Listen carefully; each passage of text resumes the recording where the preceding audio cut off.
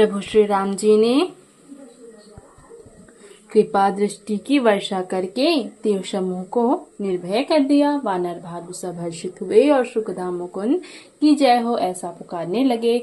पति के सिर देखते ही मंदोदरी व्याकुल और मूर्छित होकर धरती पर गिर पड़ी। स्त्रियां रोती हुई उठ बैठी और उस मंदोदरी को उठाकर रावण के पास आई।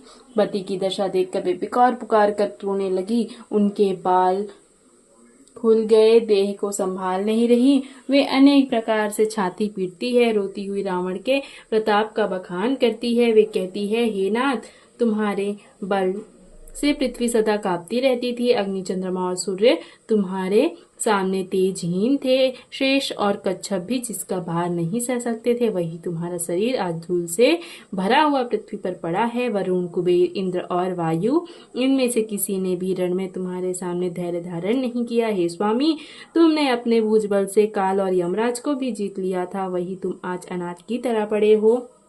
तुम्हारी प्रजा जगत भर में प्रसिद्ध है। तुम्हारे पुत्रों और कुटुंबियों के बल का हाय वर्णन ही नहीं हो सकता। श्री रामचंद्र जी के विमुख होने से ही तुम्हारी ऐसी दुर्दशा हुई कि आज कुल में कोई रोने वाला भी न रह गया।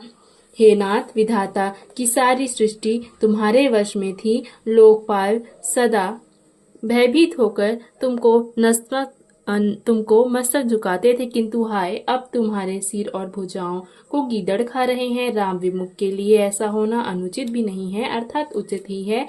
हे पति, काल के पूर्ण वश में होने से तुमने किसी का कहना नहीं माना। चराचर के नाथ परमात्मा को मनुष्य करके जाना। दैत्य रूपी वन को जलाने के लिए अग्नि रूप साक्षात श्री हरि को तुमने मनुष्य करके जाना। शिव और ब्रह्मा आदि देवता जिनको नमस्कार करते हैं, उन करुणामय भगवान को हे प्रियतम तुमने नहीं भजा।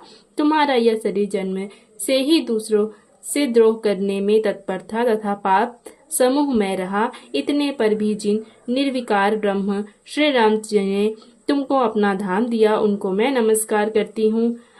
नाथ, श्री रघुनाथ जी के समान कृपा का समुद्र दूसरा कोई नहीं है। जिन भगवान ने तुमको यह गति दी है, जो योगी समाज को भी दुर्लभ है।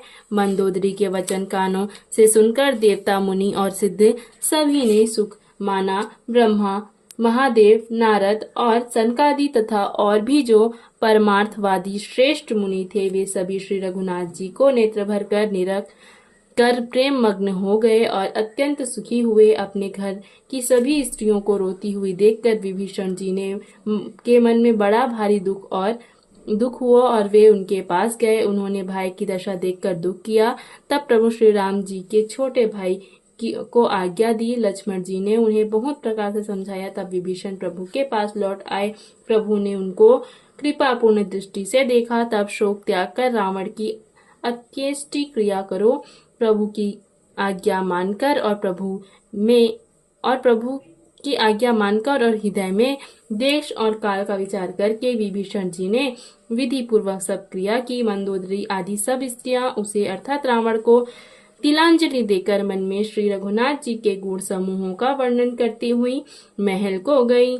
सब क्रिया कर्म करने के बाद विभीषण ने आकर पुनः सिर झुकाया। तब कृपा के समुद्र श्री राम जी ने छोटे भाई लक्ष्मण जी को बुलाया। श्री रघुनाथ जी ने कहा कि तुम वानर राज, सुग्रीव, अंगद, नल, नील, जामवंत और मारुति सब नीति निपुण लोग मिलकर विभीषण के साथ जाओ और उन्हें राज तिलक कर दो। पिताजी के वचनों के कारण मैं नगर में नहीं आ सकता, पर अपने ही समान वानर और छोटे भाइयों को भेजता हूँ। प्रभु के वचन सुनकर वानर तुरंत चले और उन्होंने जाकर राज तिलक की सारी व्यवस्था की।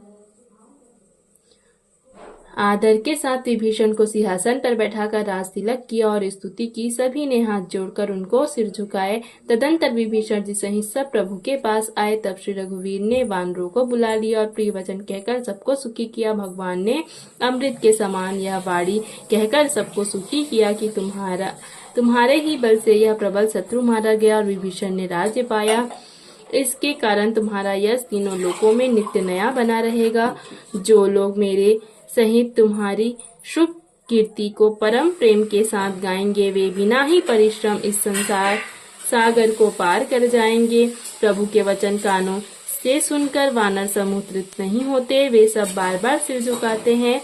और चरण कमलों को पकड़ते हैं। फिर प्रभु ने हनुमान जी को बुला लिया। भगवान ने कहा, तुम लंका जाओ, जानकी को सब समाचार सुनाओ और उसका कुशल समाचार लेकर तुम चले आओ। तब हनुमान जी नगर में आए। यह सुनकर राक्षस राक्षसी दौड़े। उन्होंने बहुत प्रकार से हनुमान जी की पूजा की और फिर श्री जानकी जी को दिखला दिया।